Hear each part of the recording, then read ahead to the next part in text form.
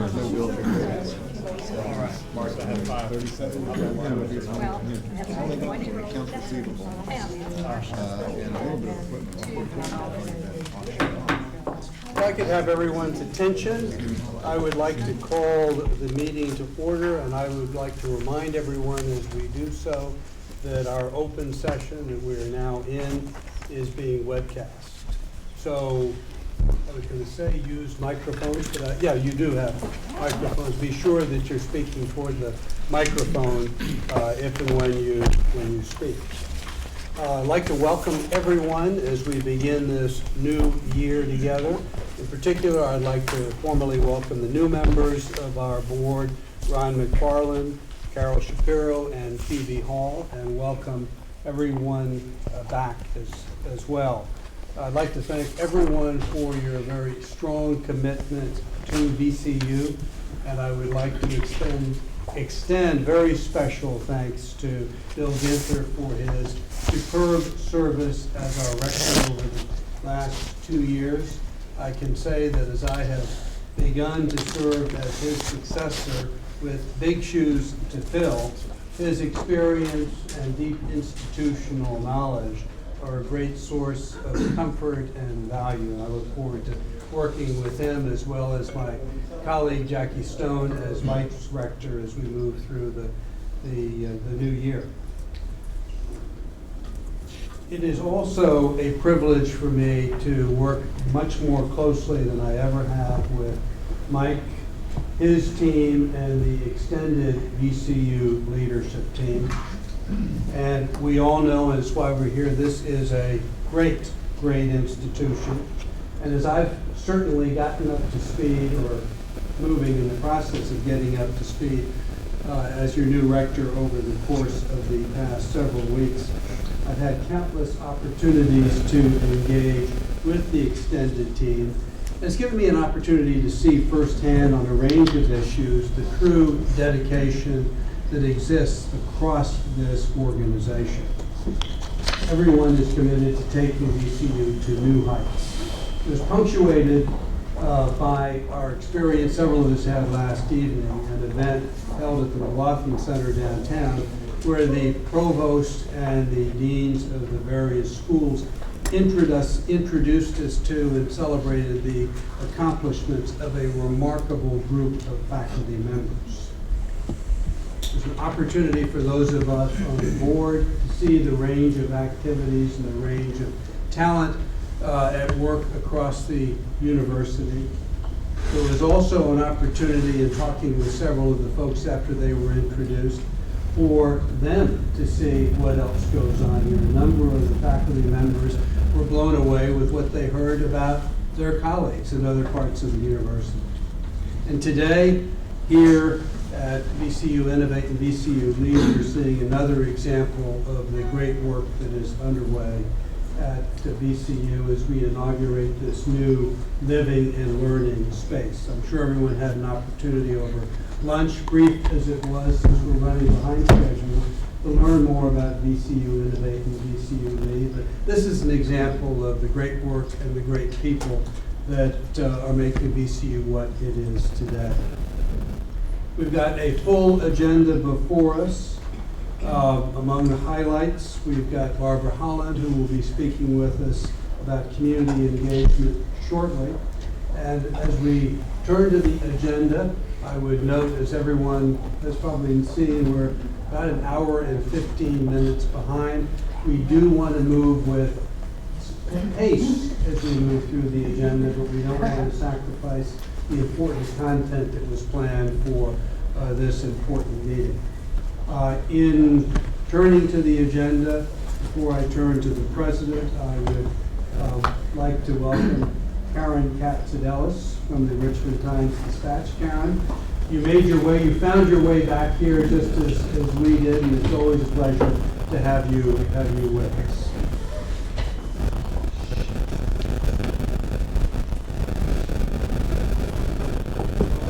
I'm not turning to you right now.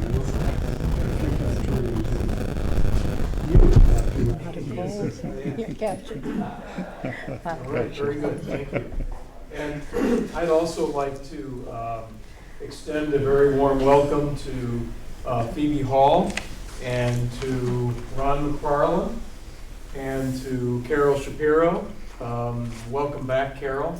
And Ron, for you, this is your alma mater, so how exciting after your grand success and tremendous journey that you come back to us. And Carol also had some grand successes while she was away after she graduated from the board the first time, and continues to be a wonderful person to have advice from and counsel. Phoebe is, of course, in an interesting place because she's in her husband Frank's seat.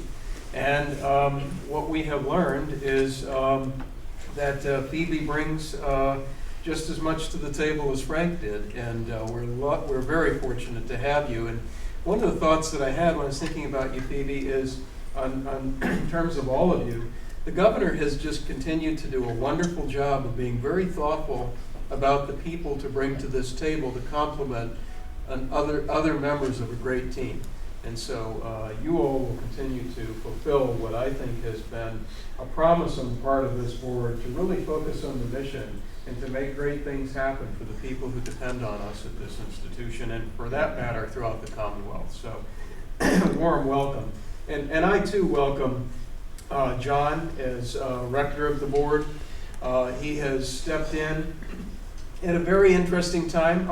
And by the way, I don't know that there's ever a not so interesting time at VCU. When I first came to VCU, I thought, well, there are a lot of these interesting things that come up, and will there be a downtime?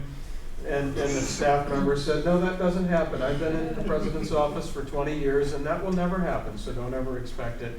And it doesn't, and John has stepped in, and with his very, very sharp mind, he has been able to pick up on issues very quickly, albeit in some cases things that he probably hasn't had a whole lot of exposure to, like healthcare, down in the weeds. But he's had to understand it in order to really grip it, and he has gripped it very well. And Jackie, who's another member of the inner circle, if you will, of advisors, and provides tremendous guidance. A great counselor herself at McGuire Woods, but also a great counselor to all of us. And she's a very steady, thoughtful person who brings tremendous wisdom to the table about how to involve as many people as possible in support of a really great mission. So, Jackie, I thank you for your willingness to take on this service as well. And so, along those lines, I want to thank June Nicholson for her willingness to serve as faculty representative. I don't know where June is, but thank you, June. And Sonia Marcocha is also, I think, somewhere nearby, and I thank her for her service, and Ryan Meshkin as well. Samin, I think, was here earlier and maybe not able to be with us. So I talked about team, and I would be remiss if I did not especially acknowledge Dr. Marcia Rapley, who is our new Vice President for Health Sciences. She'll serve in the usual dual role, which is also CEO of the VCU Health System.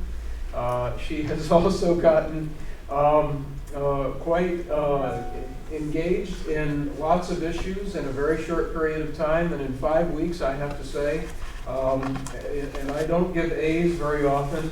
Marcia gets an A. And she has done very, very well. And what impresses me most, and what I think she probably gets the A for, is just staying herself and being herself and continuing to incorporate into what she knows factually how she feels. And that's been very valuable, particularly in that she's not only a pediatrician, she's a mother as well as an executive. So after 10 years as dean at the school or at the College of Medicine, that awards the Doctor of Medicine degree at Michigan State, we're very fortunate to have had Marcia. Just one last thing about Marcia that gives you an idea of how fortunate we are, and that is there were people in Grand Rapids, Michigan who called me and said, never in my entire life did I ever think anyone would be able to attract Marcia Rapley out of Michigan State. But we did that. I'm glad we did. And Marcia, thank you for joining us. This is the usual meeting when I spend a little bit of time with you, or not so little amount of time with you, talking about how we will focus as we go forward. And I think I'm grounded, right? I'm not allowed to get up or any of that, right? So, If you wish to get up. okay. So I think that is what I would do a little bit of. I want to talk with you about three things. One, I want to talk with you a little bit about our goals for 15-16.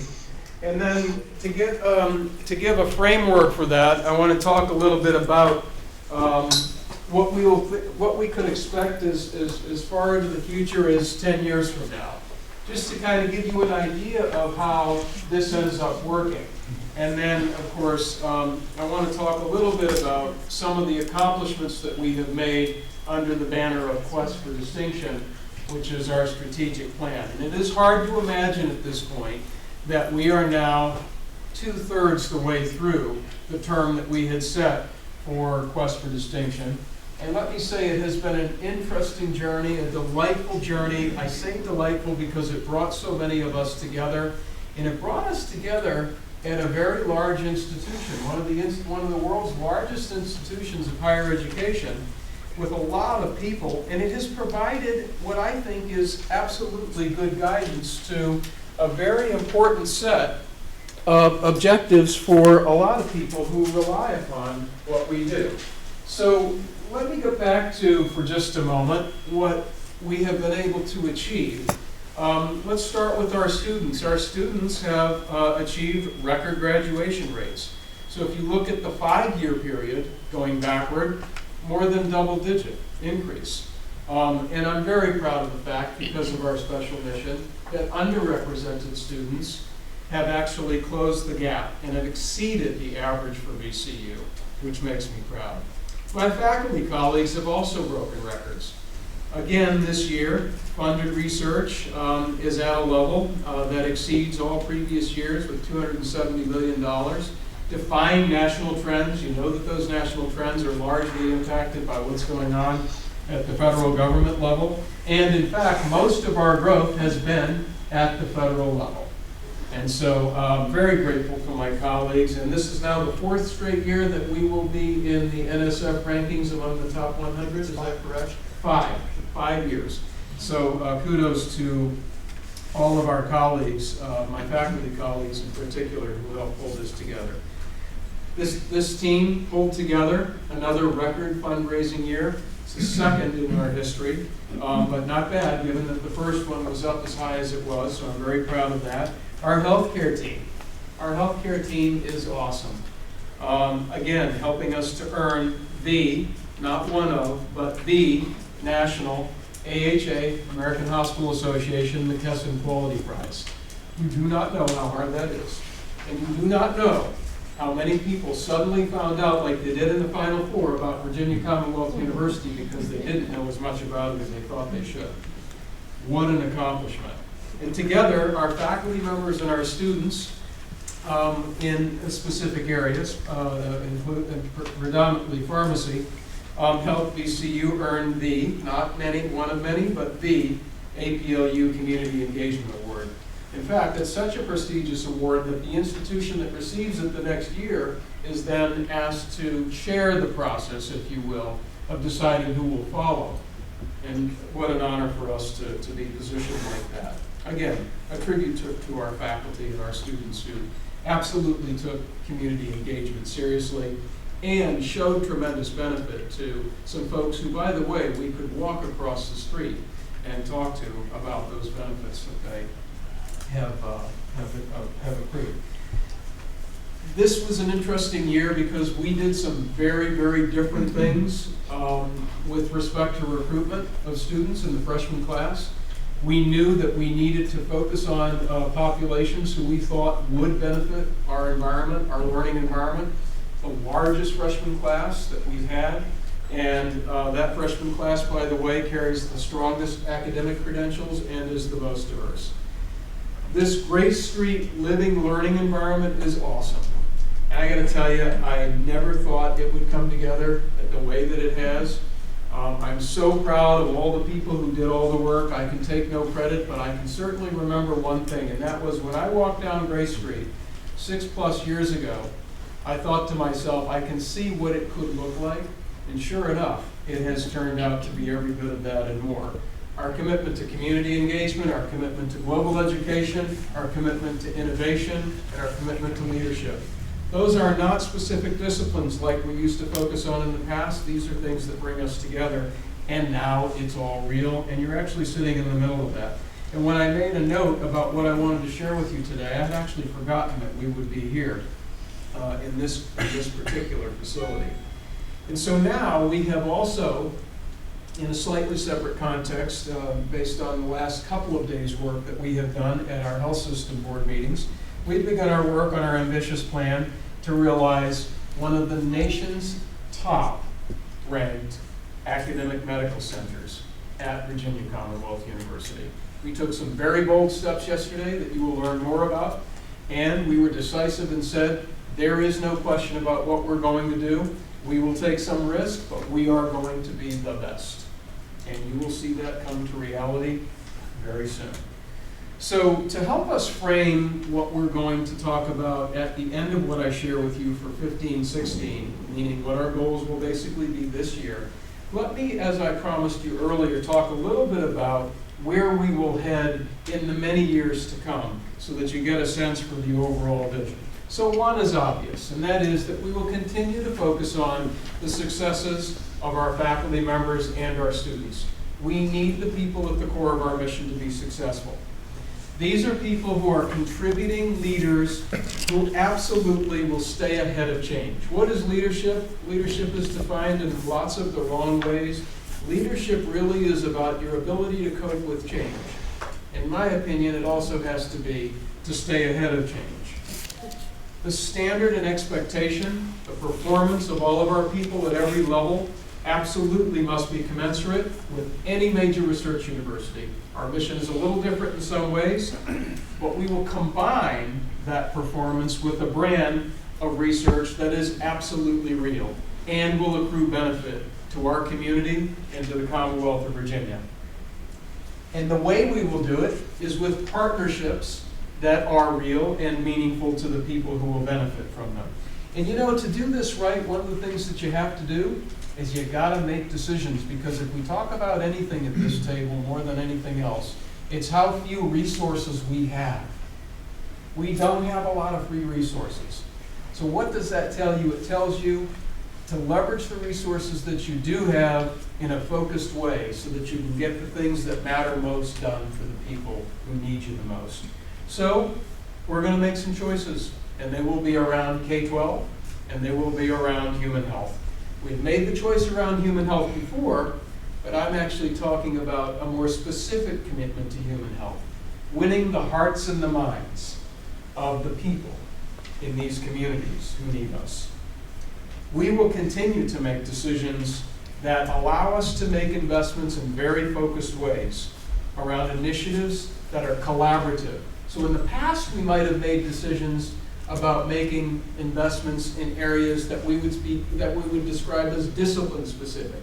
That's not VCU, and it's not what this country needs. What this country needs is for us to bring all of our pieces together to the benefit of the human being. And we will do that. It's going to take a little bit of effort. Some people won't like some of what we're doing, but we're going to do it decisively, and we're going to measure how well we do it and be able to talk about how people benefit from what we're doing. So we'll talk, as Frank often does, about clusters.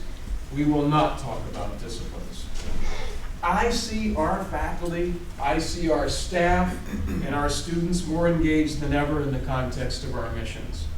I see them committed to human health in very specific ways that, again, we will continue to define as the year goes on, and to the young people who are in our schools, in our K-12 systems. So I absolutely can imagine a day when this university and its work is truly a reflection of what's going so well in our community. That is going to happen. Our students will graduate faster as we continue to focus on something that has come up so often, and that is, how long is the term supposed to be to a bachelor's degree? 4 years. But yet we find ourselves talking about a 6-year graduation rate. We know we have to go with the national lingo in order to compare ourselves to other institutions, but it doesn't mean we can't focus on how long a baccalaureate degree should take. So we will. And I'm here to tell you that underrepresented male minority students at VCU will graduate at the same high rates as everyone else at Virginia Commonwealth University. We are going to make that happen. We'll work together and we're going to make that happen. We'll continue to focus on recruiting and keeping a faculty that looks more like the population and more like our students. I want our students to see themselves when they see our faculty members. As I think back on my own college experience, what I remember that drove me hard forward was the professors and others who were my mentors.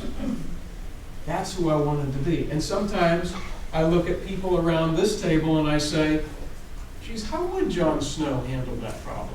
And you know, that gives me such incredible confidence to get through what sometimes feels like is just an impossible situation that I find myself in. I want our students to have the same benefits that I have and have gotten. And it started for me in college, and sometimes I had to take a crayon and imagine somebody looked a little bit differently than maybe they did, but I was able to do it, and we're going to make it easier for our students to do it. Healthcare. We have every bit in our people and in our programs of what you need for a world-class healthcare system. And you can still be a safety net health system that takes care of the most vulnerable people who need us. You can take care of anybody who needs us. We are going to keep our space in the tertiary and quaternary zones, meaning the most serious, most high-risk cases, where people are the sickest. And we're going to continue to combine that with first-class education and research. We will find the causes and the cures of those things that we commit to finding. Can we find causes and cures for everything that goes wrong in a human being's body? No, of course we can't. But we will commit to where we can make a difference, and I'll talk with you about that in just a minute. And you can be sure, particularly when it comes to healthcare, and absolutely in every way that we can make it at VCU, that this is an institution committed to all people. All people. It does not matter what their status is, but to all people. So very quickly, I'll move into 2015-16 and tell you this. 3 focus themes. Remember, we used to have 4. We now have 3. We've narrowed it down. And the key is focus. So, focus means focus strategies, and let me just tell you a little bit about where we're headed. The Academic Affairs Committee had an opportunity to get more depth in some of these areas, but I will just go across the top of many of them. Again, students and faculty and our program area, it's going to be very, very important for us to ensure that we focus on advising. It is going to be very important for us, and your committee had a much deeper talk about this earlier. Timely progress to a degree, focusing specifically on the 3rd and 4th year. We're going to continue to build financial aid in various ways with the help of Marty and her team in particular with regard to scholarships. And our goal will be students will leave here with less debt. We're going to continue to focus on what we say when we say distinctive VCU experience. And to help do that, we're going to make some focused choices. Our budget will not just go all over the place, maybe as it has in the past. It is going to be selective, and it is going to fund programs that give us the opportunity for national attention, as VCU deserves. And we will continue to focus on a more diverse faculty. We will continue to focus on being certain in theme 2, which is really about distinction on our particular brand of research. We do really well. We have among the top in terms of number of postdoctoral fellows at VCU. We need to keep our eye on that. We need to keep our eye on graduate education. And we need to make some choices there, and we will. Interdisciplinary research and interprofessional education go together very well, and I think they make a good choice. The third theme, we're going to continue to focus our agenda on community engagement, and I mentioned to you K-12, I mentioned to you human health and healthcare, but we're also going to continue to build university infrastructure, maybe somewhat along the lines of what we see here in the Gray Street Living Learning Village in Aspire. We're going to continue to build a collaborative community center infrastructure so that we can leverage our engagement. Lastly, we're going to continue to integrate our academic, our research, and our clinical missions.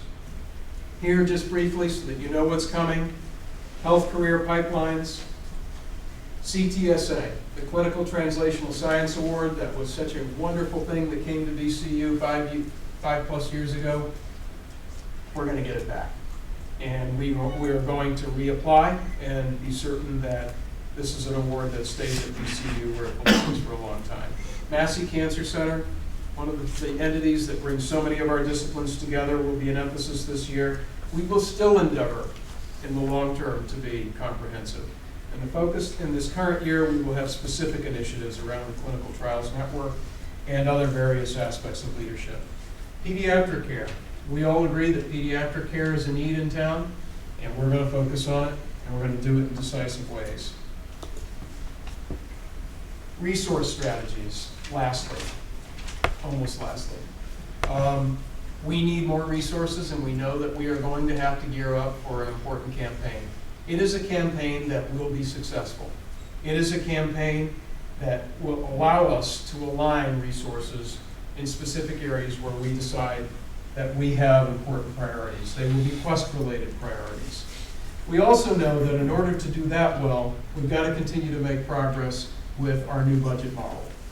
And that means that dollars that go certain places today may end up going in different places based on those priorities. Infrastructure, we're going to continue to focus as we need to, because we are a Tier 3 organization, on our human resources infrastructure and systems. We're going to continue to focus on our climate. We're going to continue to make progress, although we've made tremendous progress with campus safety, and I'm very proud of that. We still have more work to do, and we will come out of this year with very clear priorities for our capital campaign. So with that, Mr. Rector, concludes my very long report, and I thank you for giving me this opportunity.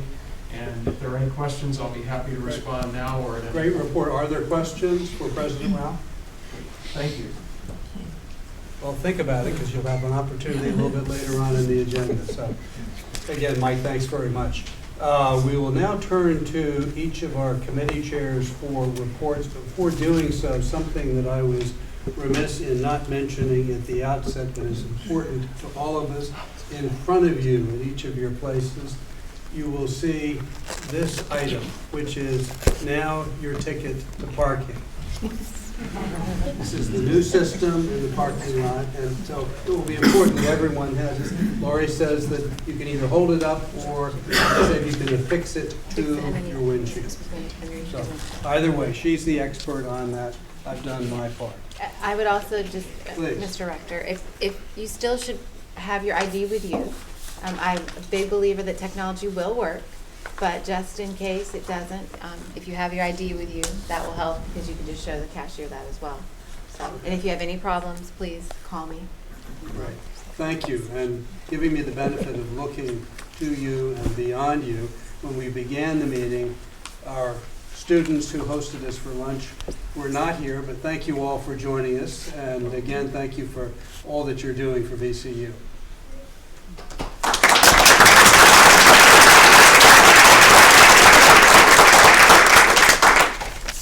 Now to the committee reports, and we'll begin with Mr. Frazier, Academic Affairs. Thank you, Mr. Rector. The committee approved the consent agenda, which included proposals for 2 new programs associated with the School of Education, a PhD in Special Education and Disability Policy, and a Postmaster's Certificate in the Applied Behaviors Analysis area.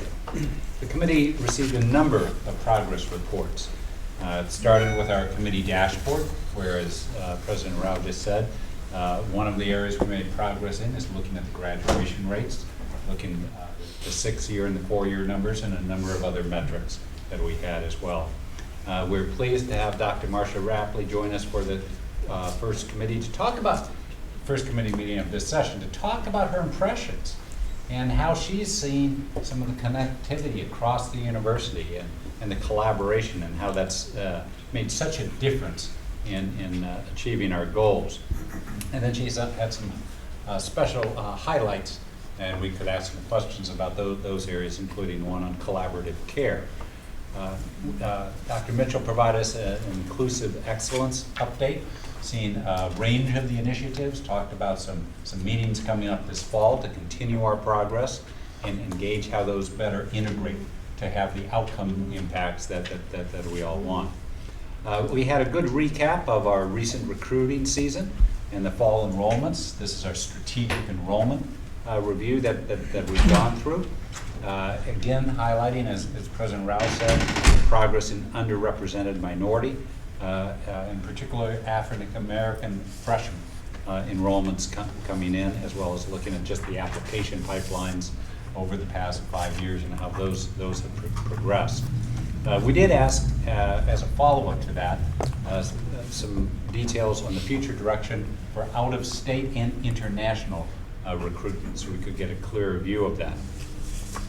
The provost provided a report on current strategies in driving student success. It's a very multifaceted and comprehensive report that Dr. Tack had provided that aligned with the refresh of Quest, Quest being at its midpoint. So I'm sure we'll see a lot of follow-ups through those. Then we moved forward and had our reports from our faculty, our staff senate, as well as our student representatives. The faculty highlighted their focus on shared governance initiatives, as well as revisiting certain other policies. The staff senate representatives highlighted the increased use of community service as a way to make a difference at VCU. And finally, the students highlighted the work of unifying the campuses so that we're one university as a whole versus 2 distinct campuses, and noting the progress on that front. And we wrapped up the meeting inviting all the members and others to provide us inputs on future agendas, and so that we can look at the entire year and allocate our time. And that concludes my report. Thank you very much. Mr. Worley. In open session, the Audit, Integrity, and Compliance Committee had a full agenda with 11 agenda items, including one that needed the board's approval. The action item included the annual review of the Audit and Compliance Services Department's charter.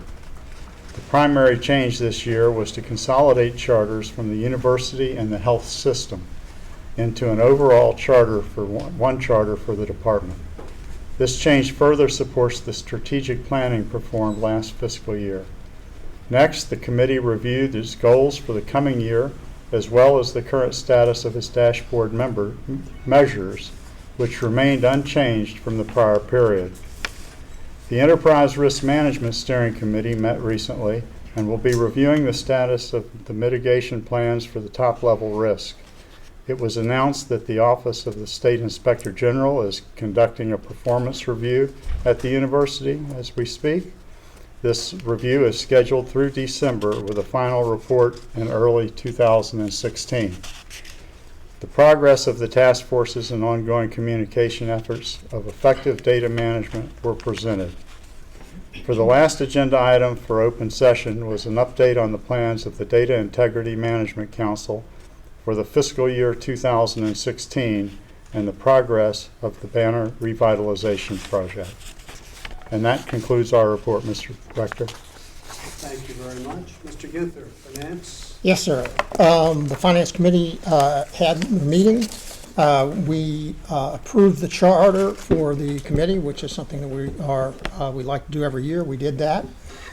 We took a look at the financial assumptions for the 6-year plan. I think everybody remembers, maybe except for obviously the new members, that the state now requires us to every other year submit a 6-year plan with assumptions in terms of how many students we think we will be enrolling, what our expenses will be, what we think tuition may go up to, that type of thing. So we had a very in-depth discussion of that particular plan that's already been submitted to the state. I think it's very important to point out that the board is not committed to any of those numbers. It's really an exercise that's done with the administration and the state based on some assumptions. And having said that, though, Jay Bonfili, our CFO, who's filling in right now, did talk to me, and I believe talked to Mr. Luke in terms of some of the primary assumptions of tuition increases and that type of thing. And you'll be glad to know that we're at about the 4% level in terms of our assumptions. So again, it's a plan. It has to be updated then every other year. And it's as much for the state to begin thinking about what kind of resources they need to supply the schools as it is a plan for us. But it's a good process. It's a very thorough process. And so we had a good discussion about that and felt good about what had been submitted. We also talked about three things that are on the consent agenda, fairly normal things in terms of some architectural selections that were reviewed by the committee, some procurement requests for things like the exclusive beverage rights. So just so you all know, we'll be drinking Pepsis for another 5 years. We also looked at project plans, had a discussion. We had a fairly significant discussion around the ICA because the finance group was bringing to us there is a shortfall in terms of settling between the contractor and where we thought we were going to be in terms of the cost of the building. A lot of work has been done. We had hired a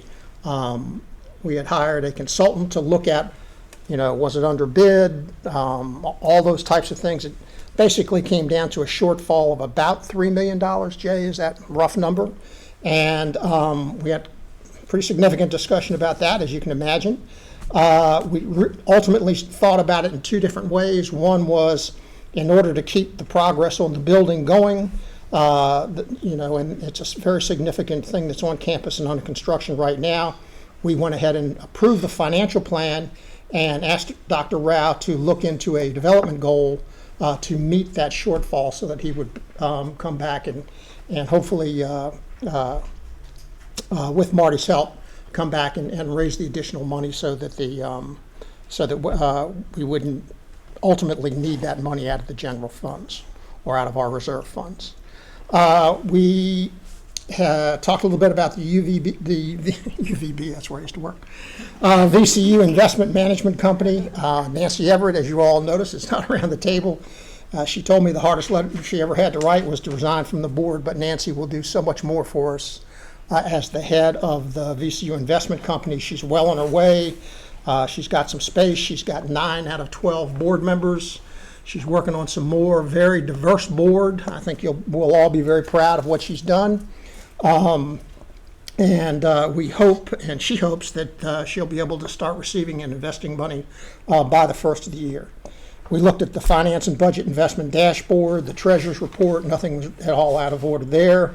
We looked at the operating pool, long-term investment portfolio, and again, everything was as it would be.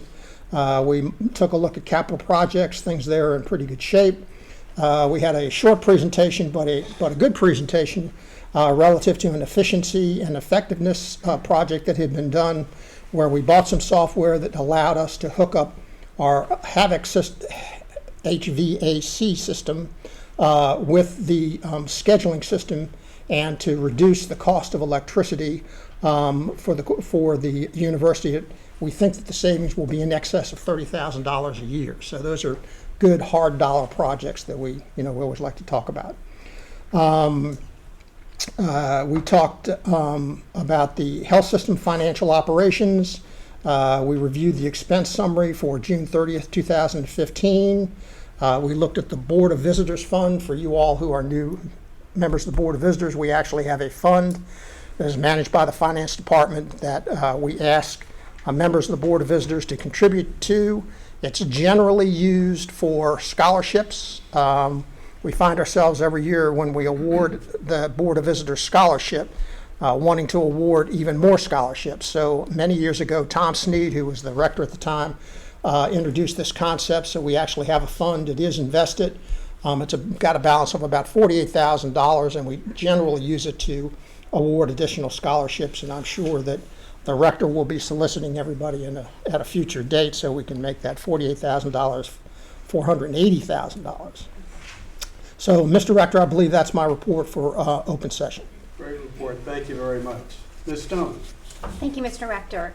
In open session, the committee reviewed the new legislative requirement that requires that every Board of Visitors establish an electronic communications means policy. It needs to be a written policy that allows for participation in meetings by electronic means, and that would be primarily in the event of an emergency or a personal matter or a medical condition, but the reason has to be noted in the minutes, and we are limited to one meeting per academic year that someone can participate in that fashion. And that item will be on the consent agenda for your consideration and approval.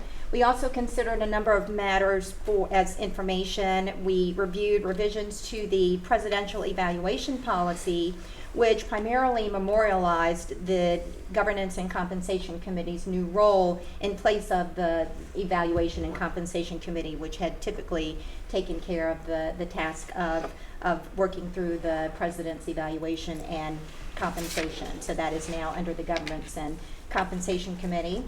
We also modified the time frame for that evaluation process to better align with the academic calendar year, because that's how we're going to best get the appropriate data to fully evaluate the president. We also had a presentation on the board policies update and learned about some great revisions that are taking place, and had a chance to look at the newly revamped policy library that's available on the website, and hopefully the board members will take an opportunity to take a look at that. The policies are under review, and we will present that to the full board at a future meeting for your approval. And that concludes my report at this time. Thank you very much. And lastly, University Resources, Ms. Dalton. Thank you, Mr. Rector. So in open session today, we went through government relations, and the government relations team provided the committee with an update on advocacy activities that occurred over this past summer. And in May, the team organized a visit by the Virginia House Appropriations Committee to tour physical plant in order to highlight upcoming capital needs. The team facilitated several meetings with the governor, during which that Dr. Rao and Dr. Ripley addressed both capital needs and long-term health operation strategies. And then earlier just this week, the team hosted the lieutenant governor for a presentation to the pediatrics department, followed by a tour of the new children's pavilion in the NICU, which the board just did recently. It was very impressive. On the federal level, government relations hosted staff from both the U.S. Senate offices over the August congressional recess. And on the university relations side, Vice President Pam Lepley reported that earned, social, and paid media targets for the most part were exceeded for FY15. Institutional record and national media hits of about 18,000. There was social media engagement, especially was impressive, with 2.3 million interactions, establishing a much stronger relationship with the key stakeholders, especially focusing on alumni. And then our Make It Real campaign exceeded all target metrics, including converts to actions. And it was also noted there was increases in student applications, campus visits, enrollment, and donor and alumni awareness of VCU. We also encourage everyone on the board to please take a look at that Make It Real campaign. There's a fall Make It Real campaign that's just recently been launched, and it's been refined to further engage prospective students and their parents who are making application decisions right now for the fall. And a great deal of effort has been put into communication surrounding the UCI World Championship. The public relations staff will be on duty 24/7 throughout the championships. They're going to be responsible for internal communications, including emergency communications, and they're taking advantage of all the marketing opportunities to partner with the medical center and exclusive medical sponsorship. And it's produced in-kind regional economic development TV. They have produced an in-kind regional economic TV development promotional spot in partnership with the Greater Richmond Chamber of Commerce, and we got to view that today, with the race course running through campus. They're going to have produced banners and Ram Spirit logos in the street signage. And then for the Development and Alumni Relations report today, the university has received $102.6 million in new commitments as of June 30th, 2015. And we've surpassed the donor retention goal, which was reaching 54%. There were 11,576 members in the VCU Alumni Association, and the CRM conversion to the new radar talent management and campaign benchmarks were all met and on track with the operating plans. And for the second consecutive year, the STAT has won national awards at the CASE ASAP National Conference in Washington, D.C. They got an applause for that, for outstanding internal program for Rammies, an outstanding external program for Ram Spirit Walk. Mr. Rector, that's my report. My apologies for my voice. Not at all. Thank you very much. I think as everyone can gather from those reports, there is an awful lot of very good work being done across the university. There are several items that were undertaken in the committees in open session that do require approval by the full board. They are referenced in your materials as the consent agenda. If I could have a motion to approve those items from the board? So moved. Do we have a second? Second. Second. All in favor? Aye. Aye. So moved. Thank you very much. I'll now turn to Dr. Kevin Allison, who will introduce Ms. Holland, our speaker. Dr. Holland. Thank you, Kevin. Thank you, Chairman Wood. It's really a pleasure for me to introduce Barbara Holland to you, but before I do, I wanted to just take a moment to try to set her visit with us in context. You know, oftentimes when you think about Richmond, you think about history, and clearly in terms of VCU, we trace ourselves to a rich history. 1838, and the founding of the medical department of Hampton Sydney College, downtown at 19th and East Main Street. Okay, I'm going to have to be a little less Presbyterian to move closer. So when we look at that history, we also look to the Wayne Commission in 1967 and the way that they thought about VCU and its formation. I want to read just a line from that report. The urban-oriented university envisioned for the Richmond metropolitan area should have these aspirations: to relate itself to the community without being overwhelmed by it, and to participate in the solution of existing problems without being absorbed by them. In our founding, in our formation as VCU, our linkage to the community was foundational. We had the opportunity to meet with Barbara over the past months. She's done a couple of visits to VCU and helping us think about faculty development, helping us think about our future as a university. You've heard the note that we are at the midpoint of Quest. We will be moving towards a new strategic plan. And really in orienting to that, Barbara came in to help the cabinet think about what's the future of urban universities and how should we begin to think about ourselves in that context. We know that it is a very highly dynamic context for higher ed. It is changing rapidly. What will the future bring for us? What are our opportunities? What are our challenges? So with those meetings that we had with Barbara, we really thought her conversation and the opportunity for her to talk with the board would really be a great chance to really share that perspective on where universities may be heading, some of the challenges for higher ed, and to help us in our thinking about VCU and VCU's future. Barbara knows us well. She has known VCU for quite some time. She was actually VCU's program officer when she was at HUD, working with the Community Outreach Partnership Centers program, where VCU had formed its Carver-VCU partnership back in the late 1990s. She's internationally recognized for organizational change work in higher education, emphasizing institutionalization and assessment of community engagement. She served as the director of Learners of America's National Service Learning Clearinghouse, She recently had a stint, a couple of years in Australia. First, she served as the Pro-Vice Chancellor of Engagement at the University of Western Sydney. She's the Executive Editor of the Journal of Metropolitan Universities. She's the lead faculty member for the National Engagement Academies for University Leaders, which is supported by APLU, the Coalition of Metropolitan and Urban Universities, and also the American Association of State Colleges and Universities. I could continue, but I know that we have time constraints, and with that, I will turn over the floor to Barbara Lippert to a very engaging conversation. Thank you, Captain. Barbara, welcome. Thank you, folks. It's lovely to be here. I am truly excited. My other benchmarks I'll give you, I'm a million miler on United and Diamond on Delta for 8 years in a row. I've got 400,000 miles to go to get million miler.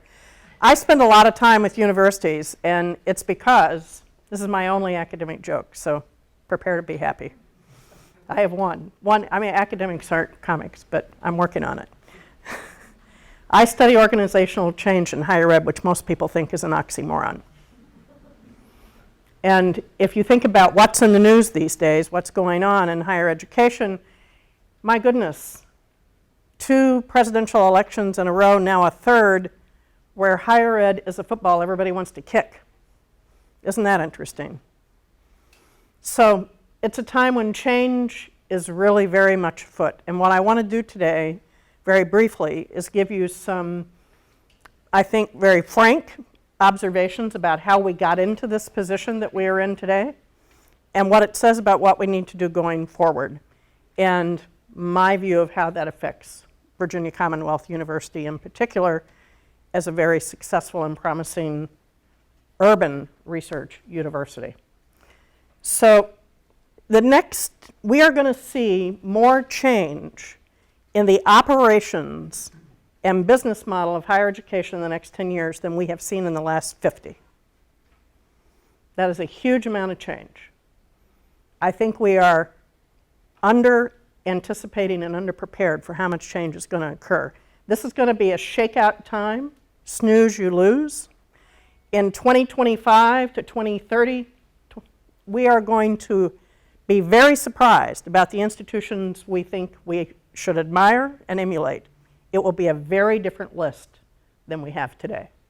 And it's all going to depend on adaptation to changing conditions. My aim today is to help you understand some of those dynamics and trends that relate to the opportunity for this university to be an exemplar of the 21st century university, not just an urban university, but a 21st century university.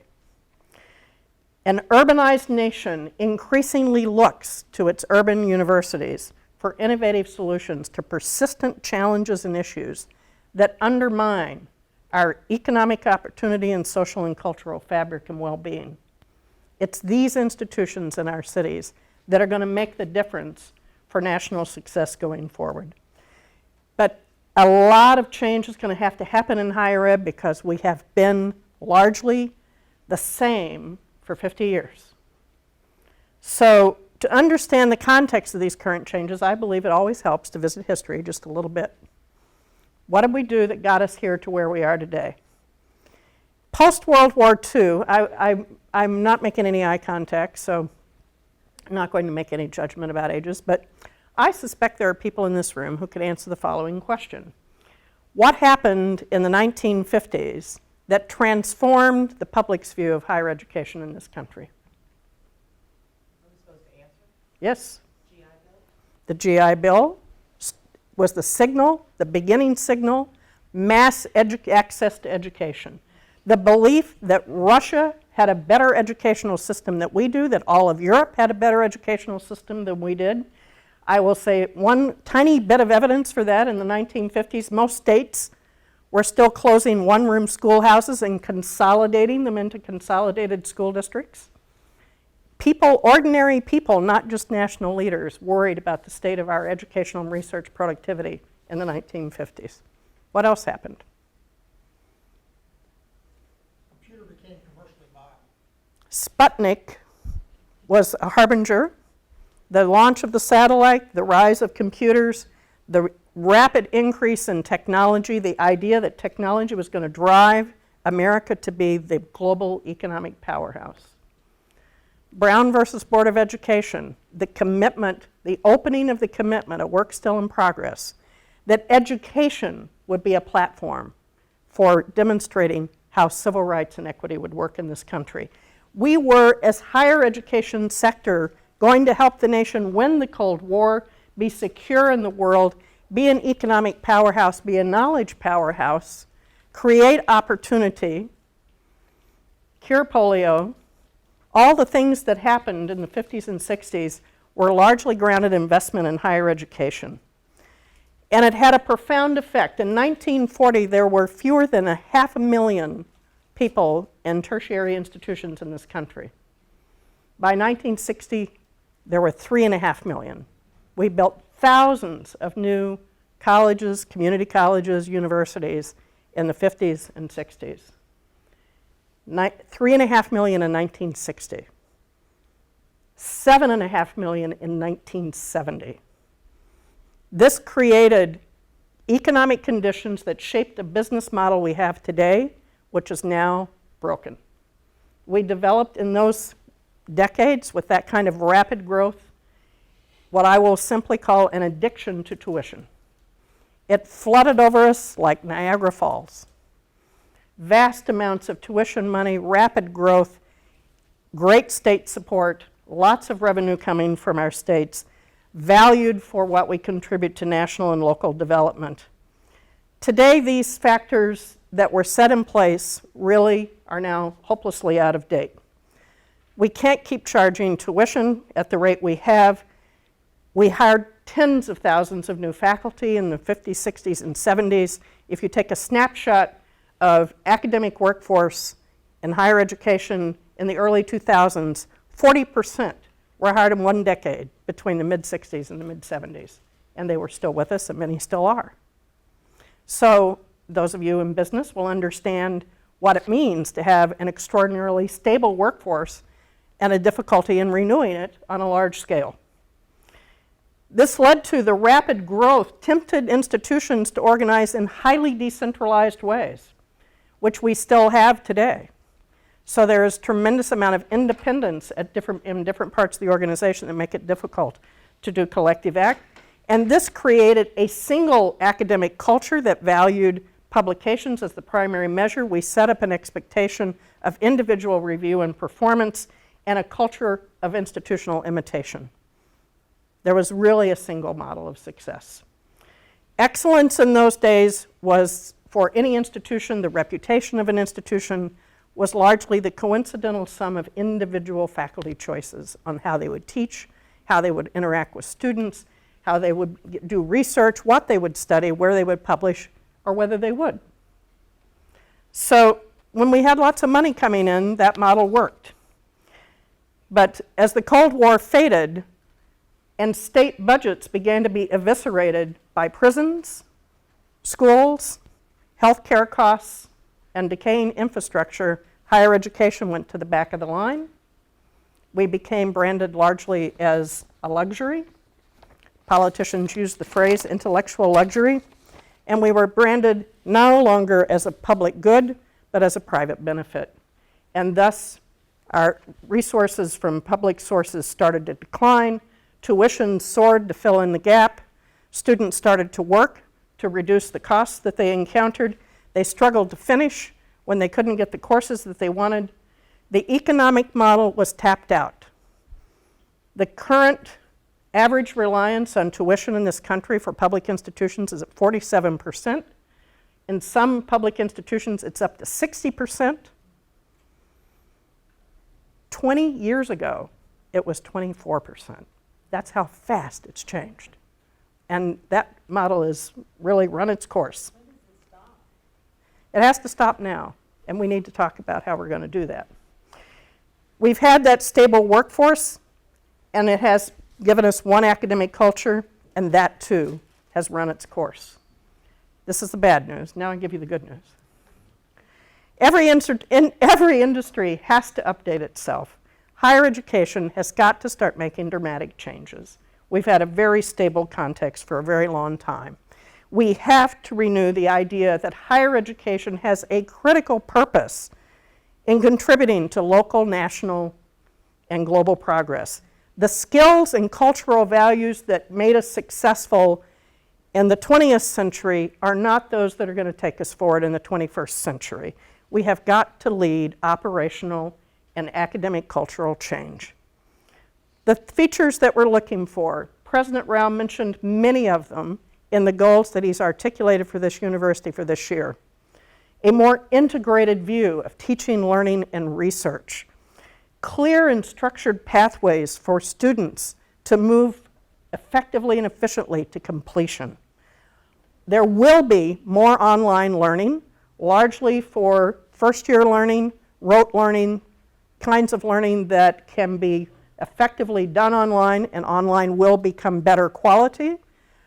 In my outrageous moments, I believe that probably in the next 10 to 15 years, most introductory courses will be delivered online, and probably better than the way we do it now with temporary adjunct workforce. But the antidote and the complement to online learning will be classroom learning for complex learning, and the real important factor will be the dramatic emerging growth of experiential and hands-on learning to solidify the acquisition of skills and attributes in our students. That's where the real growth is going to occur as the complement to online learning. Extensive hands-on learning. Students already demand it. I think our wonderful students that joined us today for lunch are exemplary of that kind of experiential hands-on learning. Diverse models of academic employment and career paths, I'm going to say more about that. Capacity for cross-disciplinary, cross-sector research inside and outside the university. A new academic culture that recognizes a mosaic of faculty talent, not just one model. And a focused agenda of engagement that is connecting our teaching, learning, and research to the performance of the institution and important local issues and opportunities. The benefits of this kind of approach can already be seen in little bits here and there. These strategies do contribute to improved student recruitment, retention, and completion, and it has an impact on alumni loyalty. Faculty recruitment and retention, I will say more about that. It produces greater diversity among students, faculty, and staff. The more we are present as a partner and contributor and involved entity and community, the more we will have students and community see this as their intellectual home. Increased donor and alumni support and involvement. I can tell you some interesting cases on that if you want to hear them. And increased research productivity overall, because this is where grant funding has to go. So it will affect our grant success and diverse access to different sources of research funding. This transition is going to happen very quickly, largely because of one very important factor. We now have the opportunity for the first time in half a century to renew our academic staff workforce on a massive scale. A massive scale. My generation, one way or another, is exiting. I have deans who ask me sometimes, I have faculty in their 80s, are they really going? And I say, yes, they will. Yes, they will. In a loving and caring way, of course. My colleague, Kathy Trower at Harvard, has been studying new faculty entering the workforce for the last 10, 15 years, and it's very exciting. Gen X and Gen Y faculty, we know from when they were children, care deeply about the world they're inheriting. Many of them would have had service learning or community-based learning as students, and they are interested in working together. They see their students as colleagues, not as ciphers. They want to see teaching and learning and research come together. They see their students and colleagues as co-creators of knowledge. They have a very different way of working. They are interested in the idea that knowledge has purpose and scholarship has effect. They view tenure as a very secretive and largely discriminatory process. They are more interested in mobility and the quality and the character of the community they live in than earning tenure. I'll let that sink. VCU is the kind of institution these young faculty are seeking out. I asked for some statistics, and by the count, it looks like you're already, as many institutions are, about 50% Gen X and Gen Y in your faculty and your staff, but they're, of course, more likely to be in junior positions and therefore don't have a lot of voice in the institution yet. So we need to think about that. They are shaping what I want you to think about in the role as our board members. They are thinking about a new way of thinking of what does it mean to be a public urban research university when we no longer get much public funding. And these young faculty and staff and our students today are teaching us the idea of an urban research university creating knowledge with and in the public interest. That is the kind of public university this institution will be. Being an urban research university in this city and this state in particular confers extreme advantages on this institution to adapt and succeed in this new environment. Students, faculty, and their families want to be in cities that have this kind of opportunity. And I want to remind us, more than 2/3 of Americans' population and 2/3 of its jobs are in its metropolitan areas, which produce 75% of our national productivity. So this is where it's happening. This is where the nation's progress and our higher education's renewal as a force and a contributor to progress is going to be reachieved. Urban research universities have daily access to business, industry, government, the nonprofit sector, to schools, to the philanthropic sector, to others who are co-creators and co-producers and co-funders of learning and knowledge.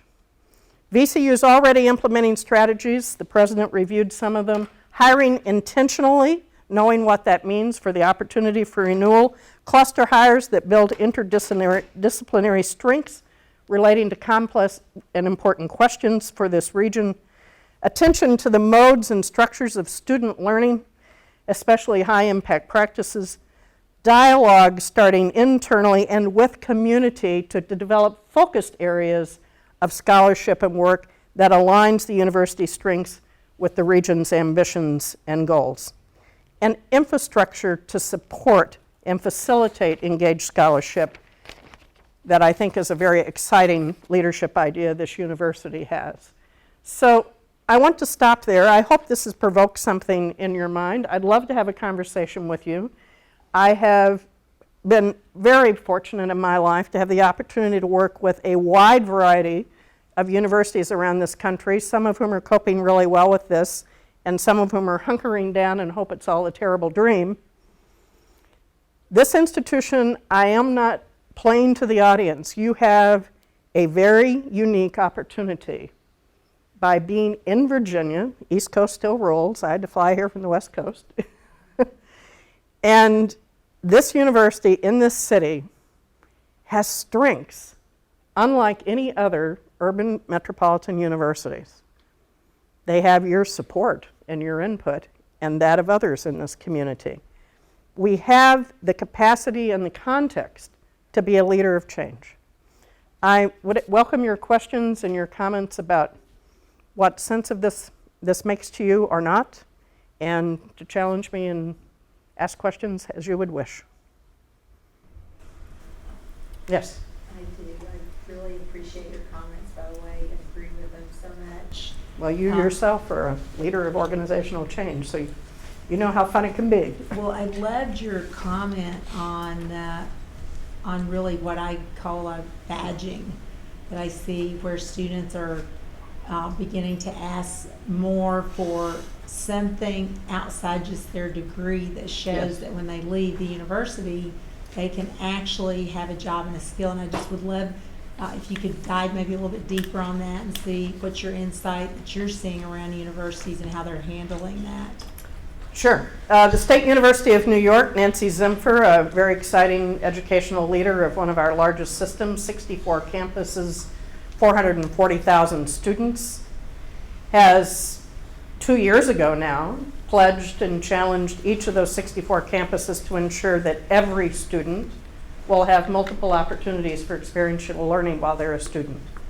And to make it happen, being a system, she actually put up the money and hired experts from the World Association on Collaborative Education to run 2 symposiums of the campuses of the critical people, student affairs, teaching and learning folks, faculty, et cetera, to design a spectrum of learning, a strategic plan for every campus on how they would deliver sufficient amounts of curricular and extracurricular opportunities for students to get hands-on learning, and to integrate it into existing activities, not therefore requiring massive amounts of new money.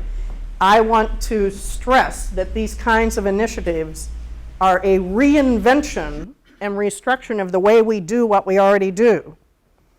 There will be the need for some new funds for some things, but we're largely restructuring the business model and the operational model. So that's just one example, but we're talking about the spectrum of internships, practicum, clinical, service learning, community-based learning, field studies. It's a whole spectrum of all the ways students touch learning and feel it. And you're absolutely right. There's wonderful research coming out of the California State University system. There was much skepticism, our students are working more, they're not going to want all this experiential learning. Well, okay, let's ask the students. So we did a very large sample survey of about 25,000 students in the California state system, and the highest correlation with appreciation of the opportunity for community-based learning was among the students who worked the most hours. And everybody said, well, that has to be wrong. So we did focus groups. Students speak the truth. We need to trust them. It was because of exactly what you said. I can put this on my resume. I have made a connection with a community person who may be a reference for me. I can demonstrate the skills and attributes I developed in this process. It makes more sense to me to find time to be somewhere for 3 hours or 5 hours a week to do hands-on learning than to sit up all night after my kids have gone to sleep to write a term paper for you that you're going to read once and throw away. So the students are motivated, the students are asking for it. It is a way to improve and contribute to that successful progression because I am at every stage affirming my learning by demonstrating it, by applying it. Am I crazy? Nah, I trust my student friends to affirm to you that this is very important to their future. Barbara, Yes. 2 things you mentioned that struck me as being critical based upon what you've said to the business model are tenure and technology. I wonder if you might elaborate on those a little bit more. It's very clear that we're going to have a dramatic change in academic culture. We did in the 1960s and introduced so many, tens of thousands of new faculty. Universities were overwhelmed. So they essentially let faculty organize their own sense of how will we manage performance review and rewards. And there was a desire to be equitable. So the 2 primary principles that were put in place was individual assessment, and you're punished if you try to do group work, and that individual assessment will be measured even in teaching dominant institutions by the number of publications. That's oversimplification, but not much. And that is the culture we have had and the culture that persists today. So when we speak, as the president has, of the need to do interdisciplinary work, for the need to get students more involved in experiential learning, for the need to focus on teams of faculty with different lenses on a particular community issue, challenge, or opportunity, our reward system does not line up with it. So the new generation of faculty have been, as I said, well studied. It's clear that as they start to move, and this institution does have some self-identified Gen Xers as department heads, and I think a couple of deans and maybe a president. So you have in the capacity, but again, what we have to do is open up the dialogue. For the first time in 50 years, you have at least 3 generations. The silent generation, that would be faculty who are over 75 years old, the baby boomers, and then Gen X and possibly Gen Y. So we have to open up a dialogue. We're different. And I think what you're going to see is universities coming up with multiple modes of how you get assessed for your academic performance, and we could talk more about that. As far as technology goes, there was an interesting report just yesterday in Inside Higher Ed that there are now 36 startup companies in online program management with a value of just over $1 billion. Now, the article went on to say there's clearly going to be a shakeout and people are going to start to buy each other and all these kind of things, but the fact remains that because of the old dynamic in place, you would know a lot of universities are trying to move whole programs online to increase enrollment and increase tuition. I think this institution will have to do that as well, but we want to do it in a way that still keeps our focus on what helps and supports the mission of this institution as a resident of Richmond, Virginia, and the Commonwealth of Virginia. So it will happen in its course. And I do think it's very clear that there is a lot of rote teaching and learning that goes on right now that could be done with better forms of online, and I know what's coming as we get the more interactive models, that it will actually be very productive and very interesting.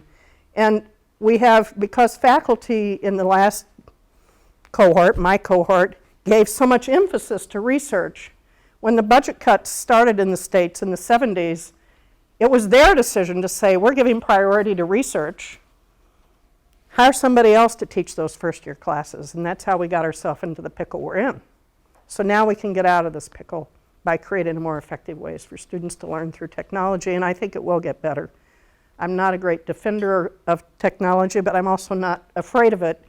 I just recognize that right now online learning is really crude, and it will have to get better. Thank you. Others? Marcia?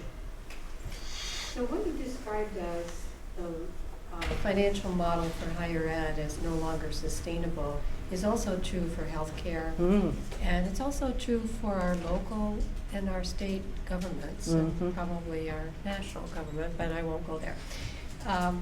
Can you reflect on what you see as how we might align across these three types of organizations and ways that we might assist one another? Absolutely. And what I love to have the crystal ball moment. Don't we all wish we had that crystal ball? But what I see happening is the recognition that we all have to work together on the things that are eroding our revenue streams and eroding the capacity for investment in the things that build our Commonwealth, that build this city, as opposed to take it down.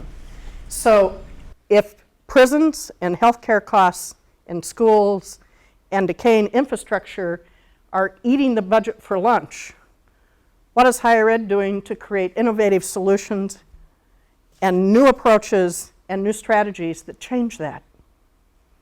We have to change the way we operate. We can't go just hunting for new money. We have to come up using research, using knowledge, using different kinds of partnerships and relationships to build solutions that actually reduce the demand of expense toward those things that are less productive. That's part of it. And yes, the federal thing is frustrating because it's clearly stuck. But I also want to reinforce, as we had a brief report on the Capitol campaign, this idea of engagement, of partnership across sectors is an extraordinary force for dramatic increases in external support. It is a way of connecting with donors who care about the state of the community, who would be pleased to work with the university to be more involved in those issues in community. So there are different ways of connecting to other sources of funding that connect to the issues. And we're building toward the idea of a healthier community, a safer community, a community where more students finish school. We know education is associated with better health, with better life, with better safety, with more contribution to the tax base. This is not a dream world. We have moved away from the American ideal that education supports not only personal success, but civic and public success and a healthy democracy. So it sounds kind of dreamy and idealistic, but it's frankly true. So there's an opportunity to move back into that direction. I should probably let you, yes. Question about, I absolutely agree with you, everything. And I think VCU is actually far more advanced along this place than most places. I've gone to some flagship universities and you read their materials now. And they talk about things that they're doing that we might have done 20 years ago. Yeah. There, so we're doing that. At the same time, it doesn't appear, at least at the moment, that the reputational world has changed very much. The list of the top 50 universities are the same 50 universities that you would have seen 50 years ago. You got all these kids going to the top 25 U.S. News and World Report. They're far more concentrated than ever before in that way. So how does universities like VCU help to change the reputational environment that's out there that actually begins to embrace all the great things that we do as something that's absolutely worthy of reputation as well? Right. So part of it is the wonderful phenomenon of how long the leaders can stay in the seat just by being who they are. A lot of it has to do with athletic reputation and visibility, quite frankly. The statistics don't always measure up in terms of which institutions are still seen as the leader institutions. There are changes afoot in ranking systems and review systems at an international and a national level. I think we will very soon see measures related to community engagement in those ranking systems. In part, it takes a while to knock the traditional institutions off of their throne, in part because we have not yet succeeded in changing the pathways of students who get to participate in higher education. So the traditional institutions succeed by recruiting the traditionally successful and easy to teach students. And until we really become a diverse, national, highly accessible higher ed system, which will largely fall to our urban universities, that's going to be the change that's difficult to make. But it will happen. It's going to happen faster than we think because of the change in the workforce, because the change in the workforce is going to change who wants to come to this institution and its productivity. I'll just tell one story here that I think is it's a VCU story, and it's a great one. That years ago we formed this brand center, and the professional marketers and universities did this ranking of the top marketing programs. And they didn't even rank VCU's brand center because we had faculty that were drawn from the industry and didn't have enough PhDs. So the director of the brand center at that time, a guy named Rick Boyko, said, I'll get my own rankings. And he went to Advertising Age and said, call up the companies that hire advertising students and see what are the top programs. Yep. And we became the #1 ranked advertising program in the country. Yep. Because this guy had the knowledge and the creativity to actually go out to the industry and say, you do your ranking, put it out there. And right now it's one of the most prominent programs we have. And I want to tell you, you do not want to be a rurally located university in this moment. Because some of those 50 institutions you talk about are in really remote places. I hope I don't offend anybody if it's their alma mater, but I just want to say I would not want to be Washington State University right now in Pullman, Washington. How do you partner with industry when it's over a mountain range 500 miles away? It's clear to me, and interesting story, Indiana University just announced recently $300 million for a focused agenda of community engagement on 5 grand challenges affecting Indiana and the world. They're doing that out of the system office because IUPUI is about to outstrip Bloomington in research performance. University of Illinois Chicago is about to outstrip Urbana-Champaign. There's a whole series of these across the country. Urban is where it's at. Urban is where success is going to be. It is not going to work to be rurally located in a community like Lincoln, Nebraska that has an airport about as big as this room. It's a handicap.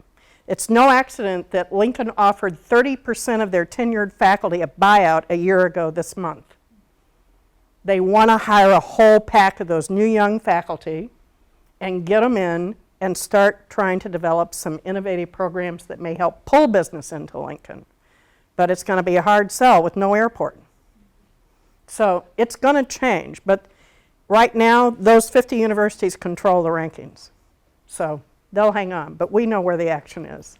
I'll thank you very much. Barbara, that was I'll still be around. stimulating. Great talk. Go ahead.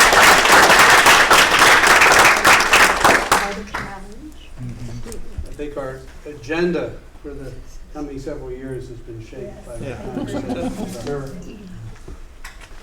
Barbara, thanks again. Is there anything while we're still in open session, any new business anyone would like to raise? If not, I would propose that we take a 10-minute break. Thank you very much.